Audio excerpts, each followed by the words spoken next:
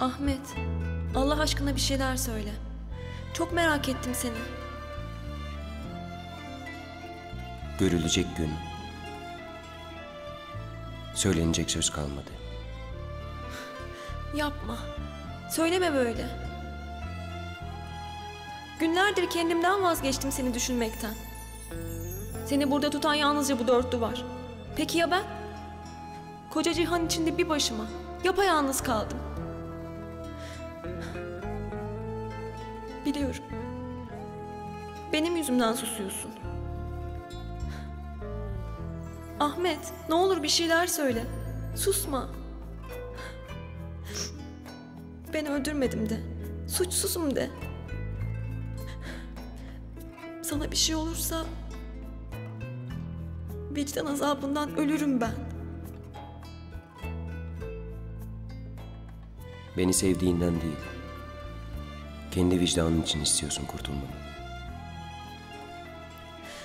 Sana yardım etmeme izin ver. Beni de kendin gibi bu zindan köşelerinde perişan etme. Dilruba, ben öldüm zaten. Senin beni hatırlamadığın her gün, bir daha gelme dediğin gün öldüm. Ahmet, başıma neler geldi biliyorsun. İsteyerek mi unuttum seni, mazimi? Senin yalnız aklın değil, gönlün de unutmuş beni. Her şey silinmiş. Git Dilruba. Yardımını istemiyorum. Başıma ne gelecekse kabulümdür. Bundan gayrı mühim değil.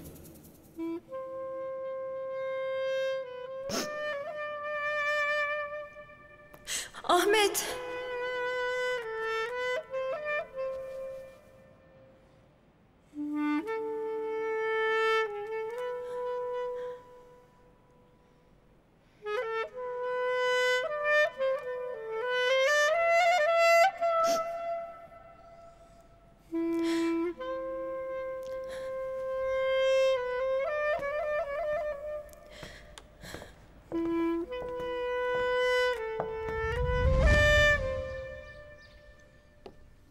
Ah Dilruba, ah! Perişan ettin kızım kendini. Sana yardım etmeme izin ver. Sana bir şey olursa vicdan azabından ölürüm ben. Ahmet, ne olur bir şeyler söyle. Susma.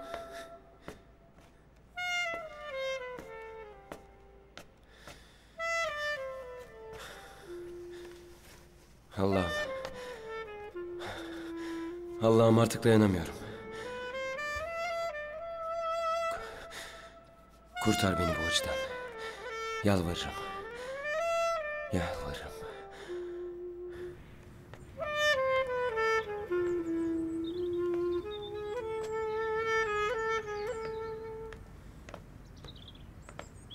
Anna, gel bakayım. Anna. Anna dur biraz.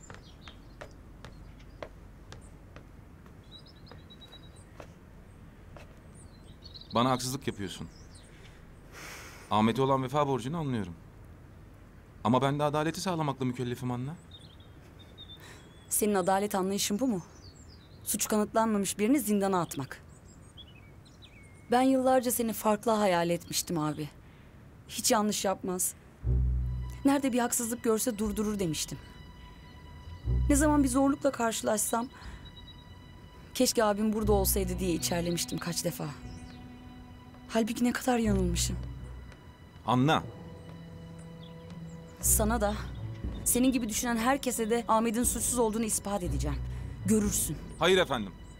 Sen bu işe karışmayacaksın. Eğer suçsuzsa bunu ortaya ben çıkarırım zaten. Anla! Bırak gitsin Ferhat. Onun için de kolay değil bu durum. Hem ben sana güveniyorum, merak etme. Allah'ın izniyle bu işi de hakkıyla çözeceksin. Bunu Anna da görecek. Gönlünü ferah tut sen. Tamam, yeter artık ağlama. Gördün işte Ahmet'i. Rahatla biraz olsun. Bak Kadı Efendi suçsuz olduğuna karar verecek Allah'ın izniyle. Feraha çıkacağız hep birlikte. Allah senden razı olsun Kalfam. Olmayacağı oldurdun. Sayende gördüm Ahmet'i. Yüreğime bir parça su serpildi. Ahmet'i görebildiğine sevindim. Ama gördüğünde daha mı iyi oldu sanki? Şimdi üstüne Ahmet'i bir de o haliyle gördüğüne üzülüyorsun. O hali. O bakışları hiç gitmiyor gözümün önünden. Bir görseydin halini. Beni görünce aydınlanan gözleri geceye dönmüştü Şemsunur Kalfam. Hepsi benim hatam. Kurtulmak bile istemiyor. Her suçu kendinden bilme. Öldürülen adamla da senin ilgin yok ya. Sen mi dedin git adamı öldür diye? Boş yere üzme kendini. Hangimiz isterdik böyle olmasını? Ahmet'in yüzünden anlıyorum o adamı öldürmediğini. Hissediyorum. Öyle biri değil. Ama Ahmet'i asıl yıkan üzerine atılan suç değil. Benim onu hatırlamayışım. Ahmet'e bir şey olursa ne yaparım ben? Allah bizim suretimize değil, siretimize bakar. O bilir bizim içimizdekini. Sen gönlünü ferah tut. Hak yerini bulacak. Her şey düzelecek.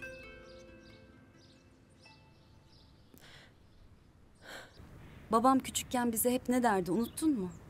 Herkesin bir hesabı varsa Allah'ın da bir hesabı vardır. Sen öyle iyisin ki Allah sana yanlış karar verdirmeyecek. Bak görürsün. Doğru dersin. Allah'ın da bir hesabı vardır. Sağ ol Gülşah. Sen olmasan içimde bir sıkıntıyla çıkacaktım evden. Sağ olasın. Ne demek Ferhat? Ben ömür boyu hem sevincine hem sıkıntına ortak olmak için sevdim seni. Bunun için teşekkür etmene gerek yok. Hadi kal sağlıcakla.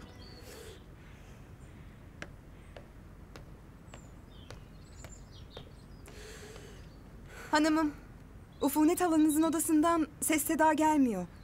Seslendim, cevap vermedi. Girmeye de korktum. Bakmak istersiniz diye düşündüm. Hay Allah'ım ya Rabbim. Bir de halamla uğraşıyoruz bunca dert arasında.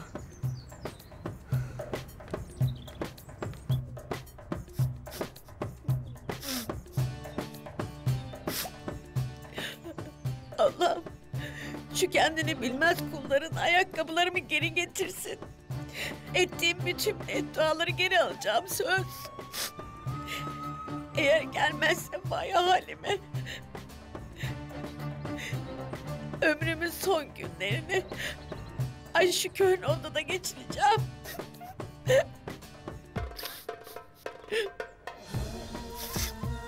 Ah Ufunet ah. Ah bu acıya nasıl dayanırsan dayan şimdi.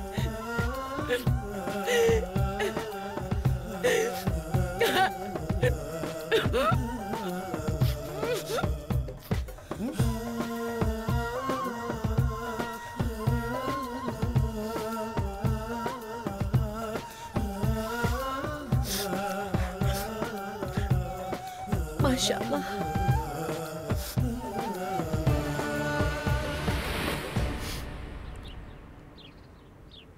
Kime götürdüysem 5 para vermedi ya.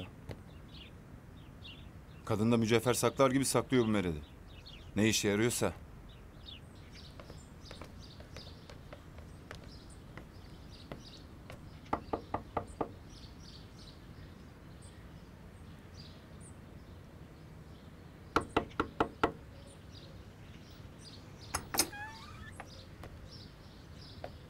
Hoş geldiniz efendim. Hoş bulduk. Şemsunur Kalfa evde mi? Tabii bahçede buyurun.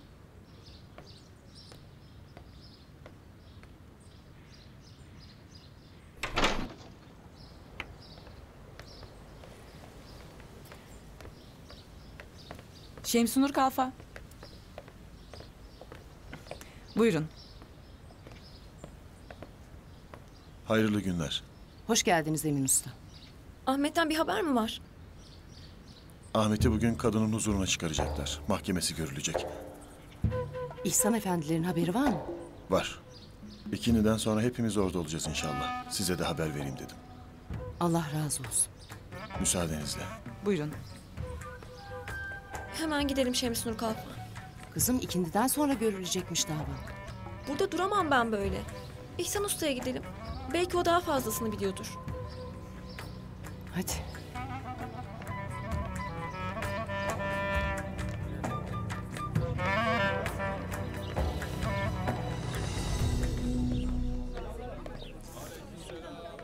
Ahmet'ten bir haber var mı İhsan amca?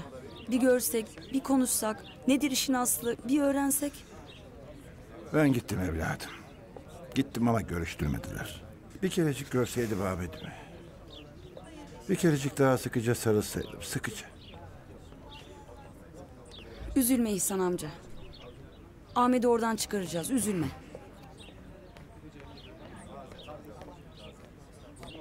İhsan amca sen dükkandan çıkan bıçağı gördün mü? Görmez miyim? Kanlı bir beze sarılı halde buldular bu bıçağı. Bezi de gördüm, bıçağı da. Üzerindeki kurumuş kanı da gördüm. Hepsini gördüm, hepsini. Peki adamın öldürdüğü bıçakla o bıçağın aynı olduğuna nasıl emin olabiliyorlar? Belki de adam başka bir şekilde öldü. Bunun ispatı yok ki. Bıçak Firuz Usta'nın dükkanında yapılmış. Kalfasının elinden çıktığını duydum. Kalfa bıçağı Ahmet'e sattığını söylemiş.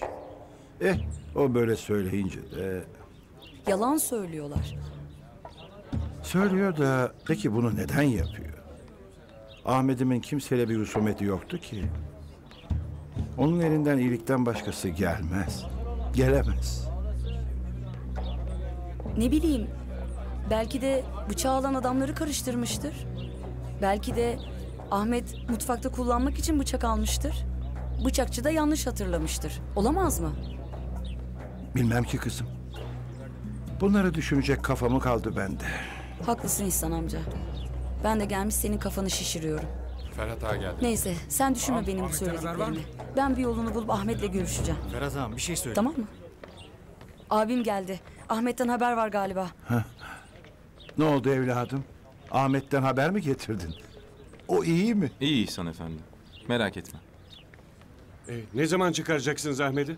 Bütün çarşı şahidiz. Ahmet yapmaz böyle bir şey. Bugün ikindiden sonra kadıya çıkacak Ahmet. Karar ne olur bilinmez. İhsan amca.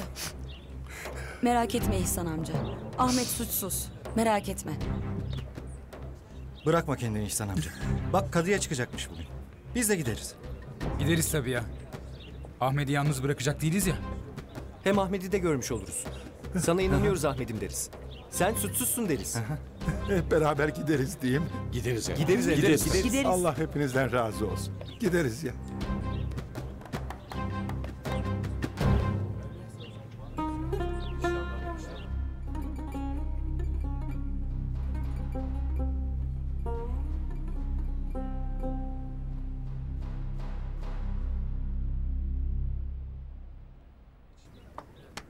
Şimdi oldu mu bu? Sorarım sana, oldu mu bu? Böyle çırpazsan kabarmaz ki oyun. Tövbe estağfurullah. Kabarır Kahya efendi, kabarır. Nasıl kabarır lan? Bizim rahmetli Ayşe Hatun'a yalancı mı deyip durun sen? Yok efendim, ne Ayşe'si ne yalancısı. Kabarır dedim sadece. Senin gibi esnaf olmaz olsun. Şehirde her şeyi öğrenivermişsin de bir işinden geri kalmışsın. Yeter ama. Beğenmiyorsan götür kendin yap. Yaparım tabii, ben yaparım. Şuncacık işte mi korkutacaksın beni sen? Yörüğüm ben, yörük.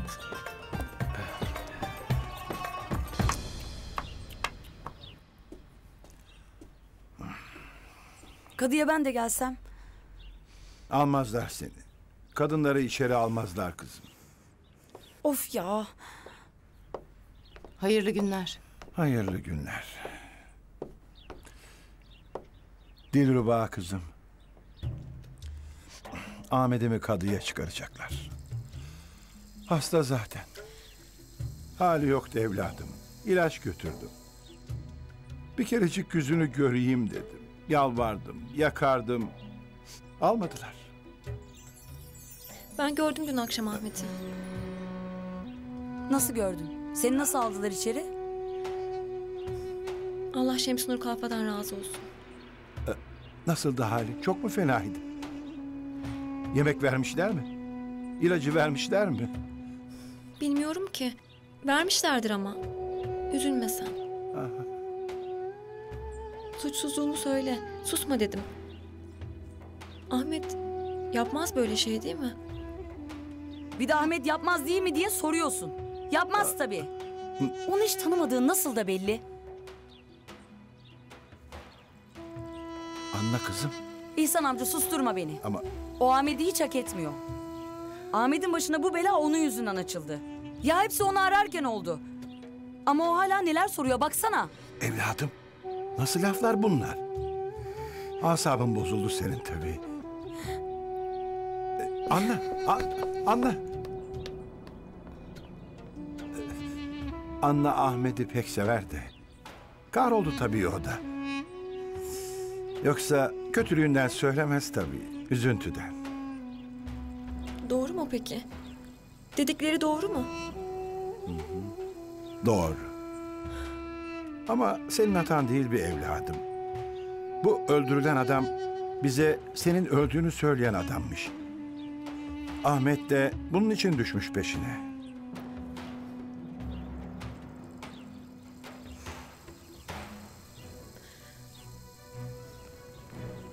Adamın üstünde 2 tane bıçak vardı. Bıçaklardan biri adamın omzunda, diğeri de kalbinin tam üstündeydi.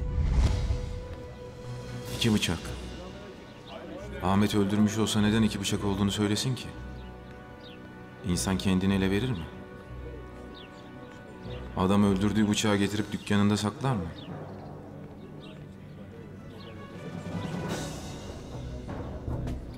Ahmet suçsuz.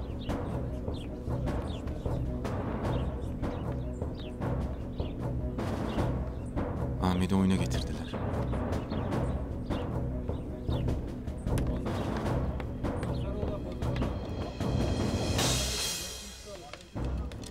Hayırdır Ferhat? Hülasa, müsaade etsene bir, sana zahmet.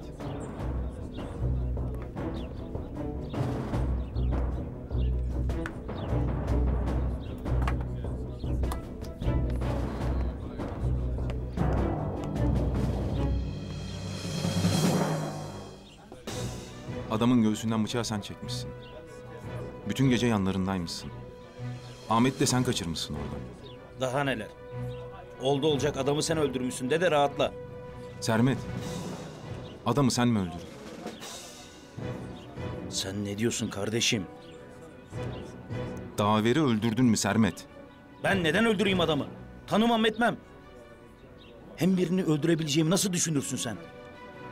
Bak kardeşim, Ahmet her şeyi anlattı. Bütün gün adamı aramışsınız. Limana gidip gemiye binecek diye beklemişsiniz. Adam ölürken de orada, yanlarındaymışsın. Sermet, bana doğruyu söyle. Yalan söylemiş. Korkusundan da suçu bana atmaya çalışmış. Nasıl anlamazsın bunu? Adam suçunu savuşturmaya çalışıyor. Ona inanmış, gelmiş beni sorguluyorsun. Sermet'i, kardeşini sorguluyorsun. Ben sadece yardım ettim. Adamla konuşsun, sevdiğinin mezarını bulsun diye ona iyilik yaptım. Bana inanman gerekiyor Ferhat. Ben senin kardeşinim. Ben sana yalan söylemem.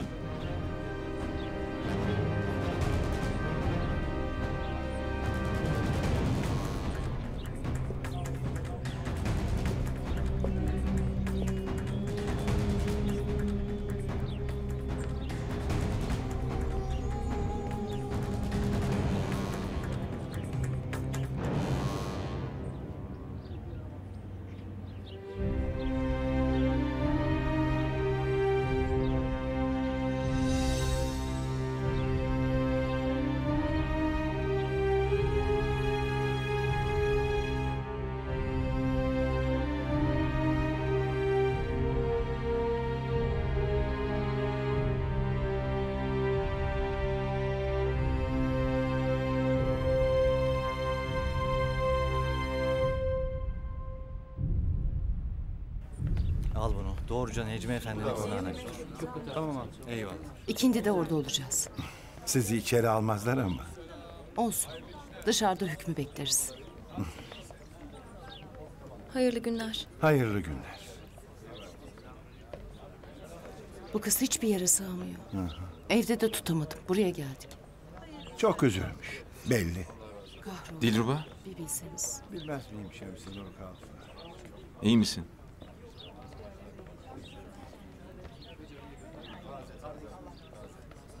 Bak, bu kadar harap etme kendini. Suçsuz ortaya çıkacak. Adalete itimat et. Buraya geldim, gözümü açtım, seni gördüm. Bir tek sana itimat ettim. Şimdi de yalnız sana itimat ediyorum Ferhat. Adaletine güveniyorum. Hayırlı günler. Sağ olun size.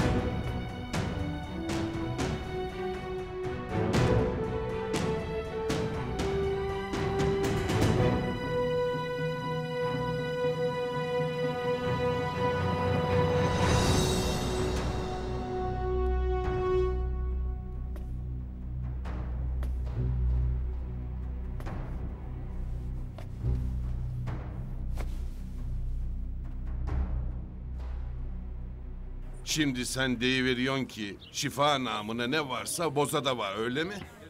Öyle ya. Öyle olmasa Yeniçeri tayfası müptelası olur mu hiç? Boza içen adam ne uyku dinler ne yorgunluk. Üfürsem uçar dediğin yeni yetme bir yudum alsa pehlivan olur çıkar. Deme lan. Yaylada bu nimetten mahrum kalmışız ya biz. Vallahi Selman kardeş, bu İstanbul'un lütfu da çok, kahrı da çok. Aklım ermedi gitti benim. Öyledir Kahya Efendi. Ama bilirsin ya, her güzelin çektirdiği bir çile vardır. Doğru diyor.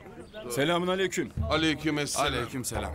Efendiler, her işe yarar mallarım var. Ayağınıza kadar getirdim. Biz ihtiyacımızı çarşıdan karşılıyoruz kardeş. İstemez hadi. Hadi sana kolay gelsin. Bir baksaydın. Belki çarşıda olmayan bende vardır. Dur pehlivan dur. Ben severim böyle alışverişleri. Nelerin var? Çakılarım var bey amca. İki ucu da keser alır. Biley taşlarım var. Kandil yağlarım var. Şu ne şu? Vallahi bey amca sen ne istersen o olur. Öyle bir nimet bu. Belli belli. İster hamamda takunya niyetine giy. İstersen al eline demir dör. Ha, bu hoşuma gitti bak. Ne diyorsun sen buna? Olur bir fiyat söyle de alayım bunu. Bey amca 10 akçeye helalleşiriz. Aşağısı kurtarmaz. Ne diyor lan bu? Dur bakayım, ben şimdi onun hakkını vereceğim sana. Sen şunları al. Al şunları, öp de başına koy. Öyle olsun bakalım. Kiminin parası, kiminin duası demişler. Hakkını helal et. Hadi pazar Güle ola. güle, güle güle. İyi fiyat aldım Selman kardeş, bakma sen. Ya ne işine yarayacak bunlar Kahya Efendi? Ben ona bir iş icat ederim, dertlenme sen. Yörüğüm ben, yörük.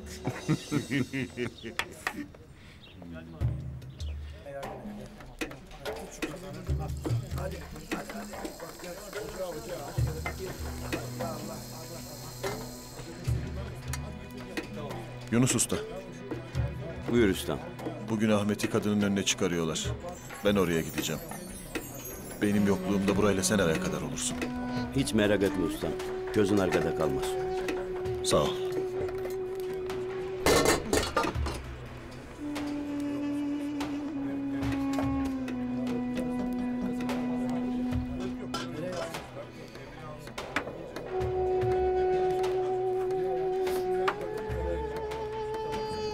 Kardeşim sen ne kadar güzel yapardın bu yemeği.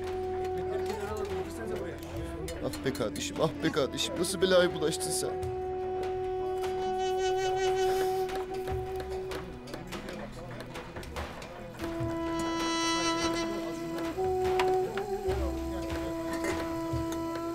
Ustam, Ahmet zindana konulduğundan beri böyle bu olay.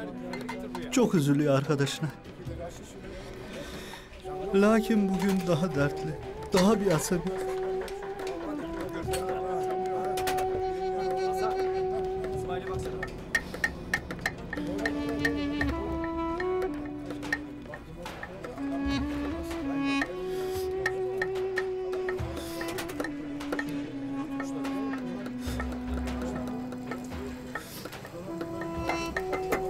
Nurullah, bu yemeğin acısı eksik. Hacı Osman kebap ustam. Acısını koymadım mı evladım yemeğine? Acı mı? Acı giymez ki ustam bu yemeğe. Tek acının dilini yakan acı olduğunu mu sanırsın evlat?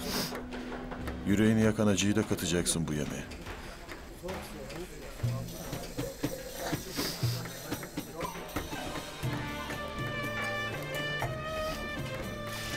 Ustam ben...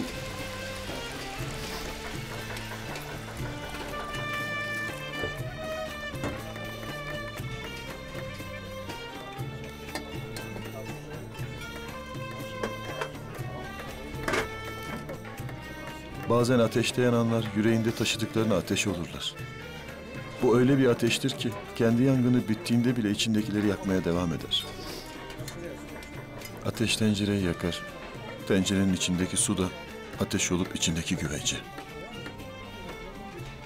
Çünkü o zaman ateşte yanan değil, ateşin yaktığı gönüllerde olanlar ateşsiz yanmaya mahkum olurlar. Unutma evladım. Allah-u Teala insanları kendileriyle değil, sevdikleriyle imtihan eder.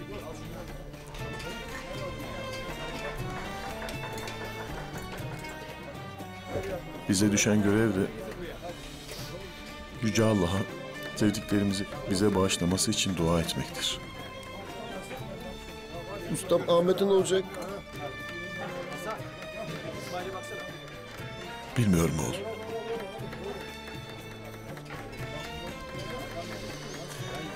Ama derdini veren Allah dermanını da düşünmüştür. Yaradan kullarına çekemeyecekleri dertleri vermez.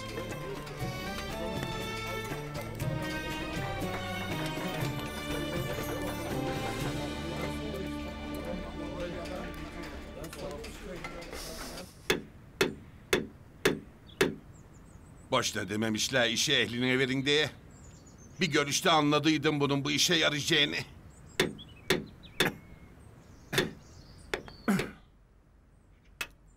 Bu ses de neyin nesi? Safiye konağı da kendine benzetip gitmiş. Üzüntüm yetmezmiş gibi bir de kafamı şişirecekler.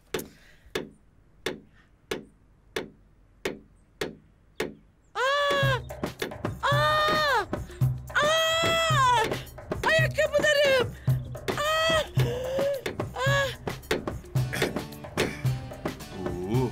Bayağı da ağır. Adamın kafasına gelse yarı verir maazallah. Ya sanki bir yerden hatırlayacağım ben bunu ama...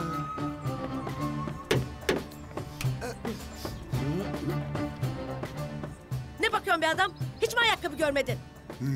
Vallahi bunun gibisini hiç görmedim hanımım, ne yalan söyleyeyim. Kafandaki yarım müellifini ne çabuk unuttun Kahya Efendi. Ne? Bunlar senin ayakkabıların. Şimdi anlayıverdim. O gün sokak ortasında bunlar için dövünüp duruyordun değil mi sen? Sana ne be adam, sana ne? Ne için dövündüysem dövündüm.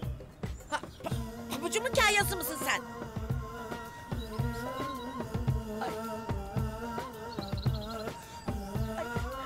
Ay ne hale getirmişler canım ayakkabılarımı.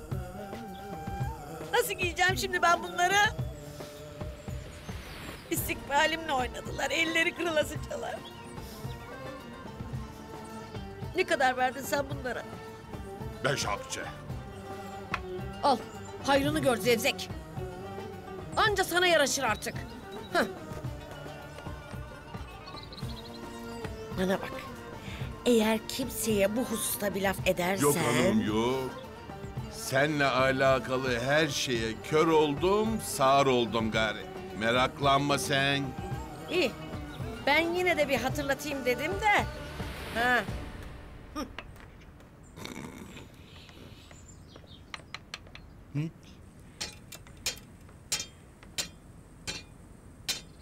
Ellerine sağlık. Sağ ol. Buyur. Uğurlar Hayırlı işler. olsun.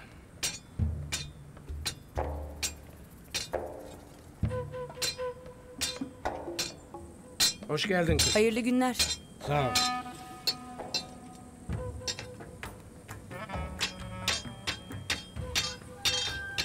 Sen buyur bak ne lazımsa.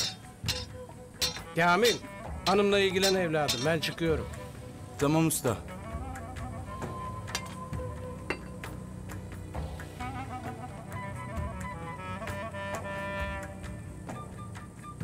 Sen kalfa mısın?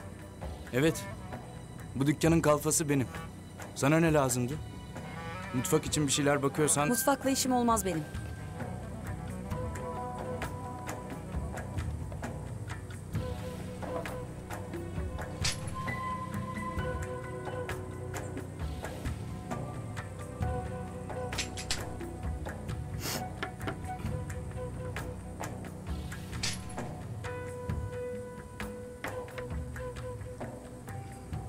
O pek sana göre değildir ha.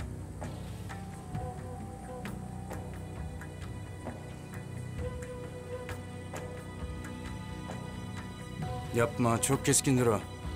Demek çok keskin. Elindeki hususi bir çelikten de ölmüştür. Bir boğanın kellesini tek hamlede keser. Güzel. Bir insanın kellesini de tek hamlede gövdesinden ayırabilir o zaman.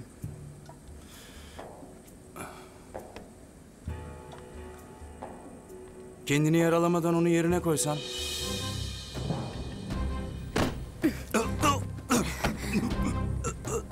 Merak etme, iyi kullanırım.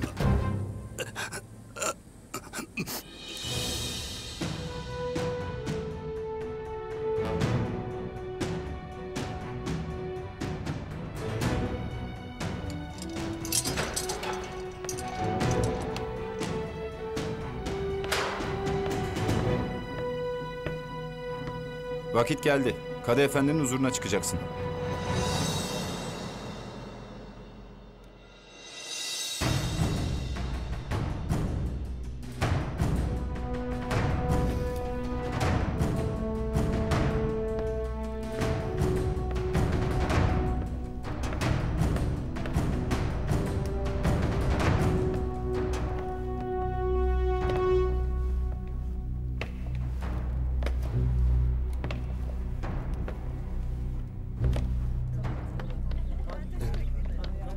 Hadi.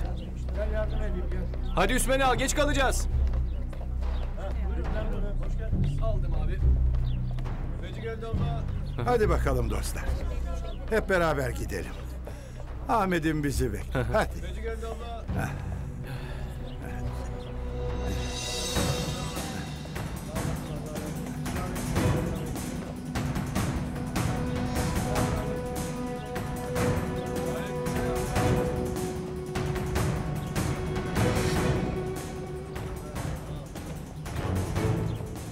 Anlat bakalım.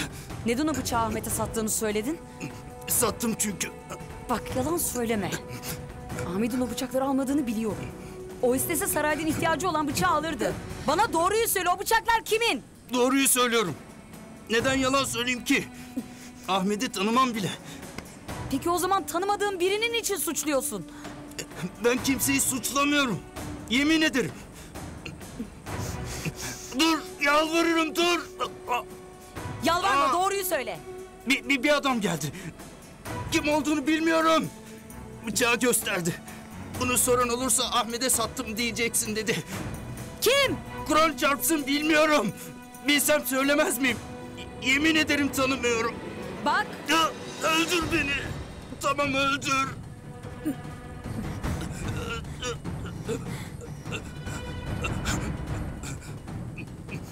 Onun sırası gelecek, merak etme.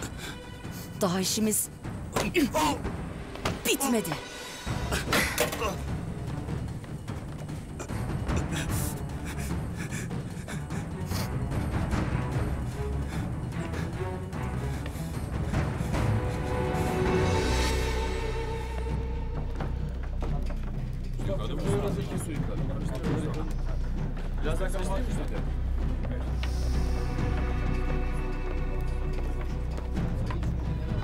Ustam. Ustam, müsaade buyurursam bir maruzatımız olacak. Ustam, biz işlerimizi bitirdik. Müsaaden olursa arkadaşlarla beraber Ahmet'in yanına gidip onu bu zor gününde yalnız bırakmamak isterim. Dostun dostluğu kötü günde, düşmanın dostluğu iyi günde belli olurmuş. Dostlarının yanında görmek Ahmet'e de iyi gelecektir. Yunus Usta o halde Süleyman Usta'ya de ki burası ona emanet. Bütün işleri bölüştürdüm ben ustam. Yapılacak bir iş yok. Her şey tamam Allah'ın izniyle. Hadi o zaman. Geç kalmadan gidelim. Sağ olasın. Sağ ol. Yürüyün.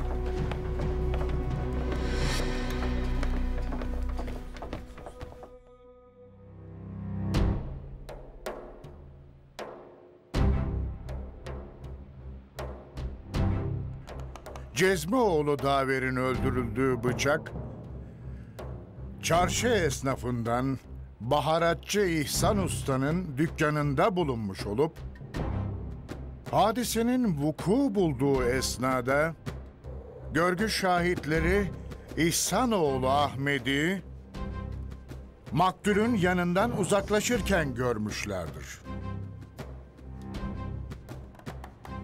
Tüm bunlara mukabil olarak Cezmioğlu Daver'i sen mi öldürdün Ahmet?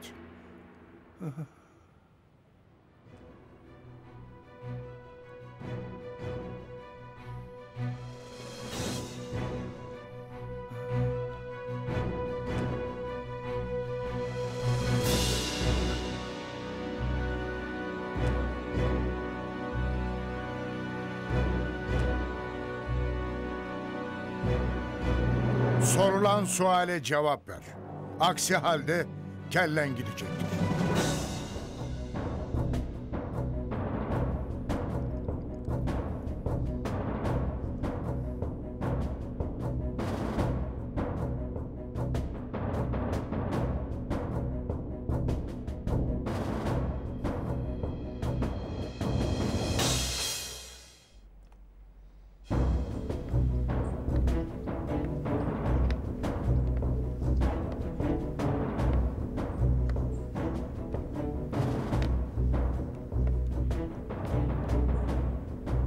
Allah vere de kötü bir haber gelmeye içeriden.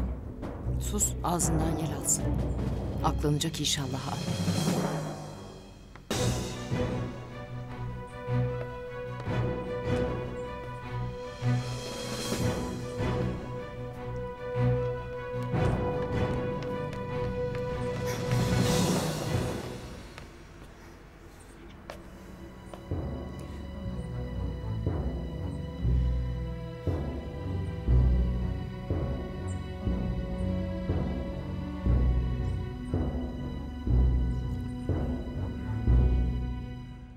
İhsanoğlu Ahmet, Cezmioğlu Daver'i sen mi öldürdün?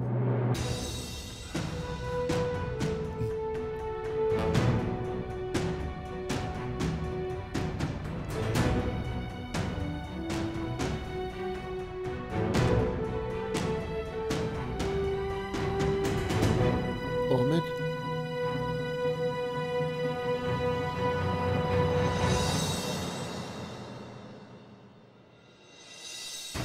Ömrümden nasibim, kendimi sevgiliden mesut bulduğum andan ibaretti. Nasibimi alamadım. Allah'ım, sen affet beni.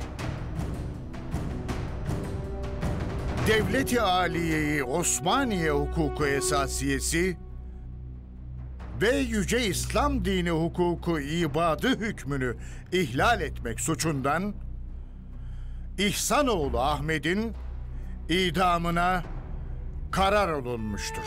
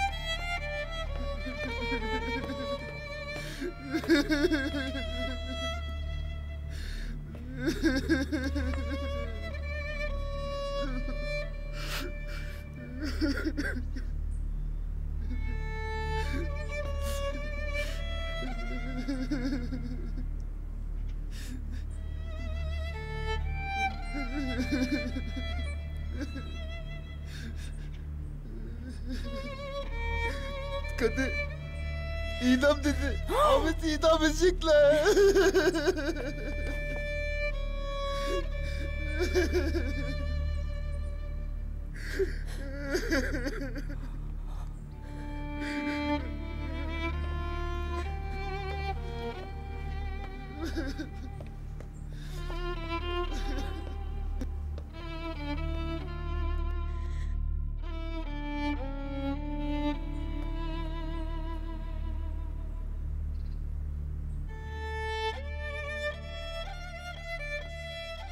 Gözlerin ömrümün zindanı oldu.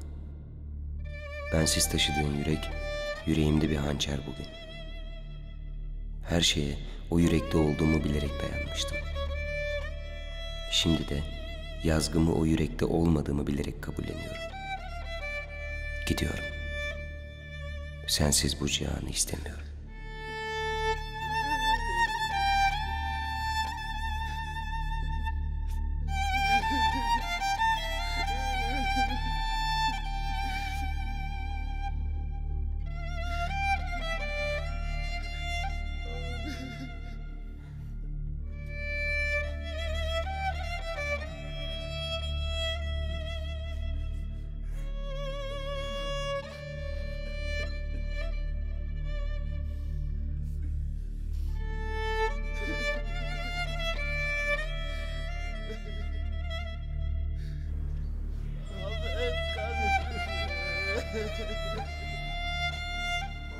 Ahmet oğlum, Ahmet.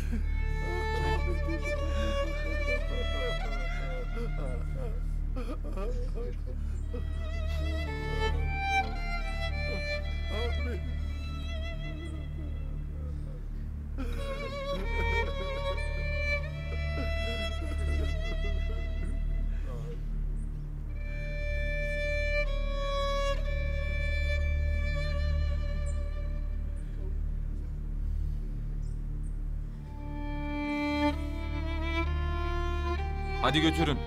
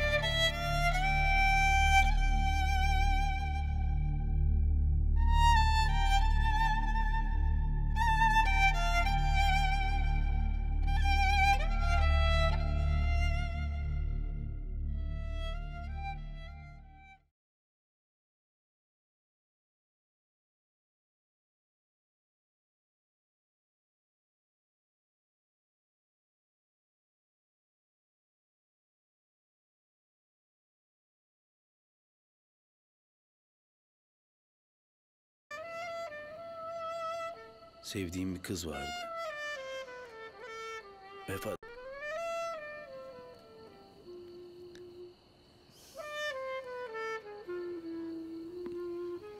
Bu onundu.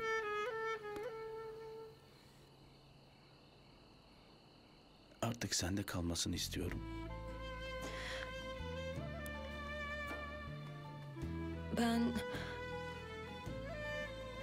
Ben bunu kabul edemem. Hem neden bende kalsın? Çok kıymetli bir şey olsa gerek. Çünkü bu aynadaki yüzün artık senin yüzün olmasını istiyorum.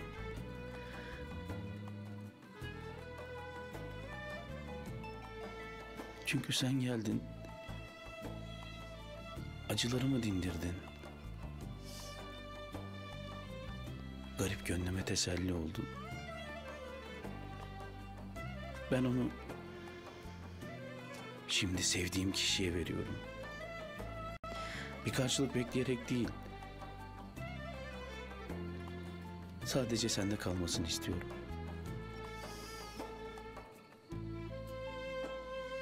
Lütfen.